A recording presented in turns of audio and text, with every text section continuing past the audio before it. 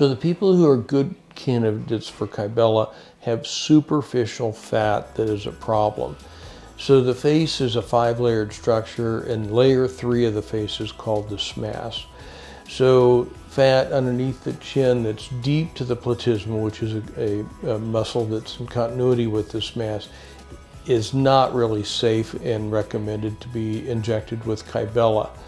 So the fat that's superficial that you can pinch is accessible. So any fat that you can pinch that's in the jawline or neck region is generally fair game. We don't generally recommend reducing fat above the jawline in the face. In the situation of prominent buccal fat pads, we think a surgical approach to that is far better and more easily tailored than something such as Kybella. Generally, you'll see your results with Kybella within about a month to 6 weeks.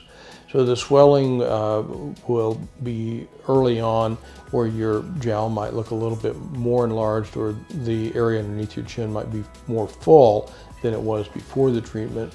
By the time you're at 2 to 3 weeks, you probably will be at a point where you don't have any swelling that's visible, and the jowl or the submentum might be about the same size it was pre-treatment. At 6 weeks or so, you'll see your final result from that first session. Then generally we're going to recommend a follow-up session and sometimes a third follow-up session. In some instances, we can get the job done in one injection treatment, and we generally use a cannula for that, although we sometimes put it in on a grid pattern with the manufacturer's needle. So the theory on Kybella, so the chemical in Kybella is one of the naturally occurring chemicals that's in our biliary tract, which allows us to digest fat. So the Kybella is digesting the fat within the fat cell.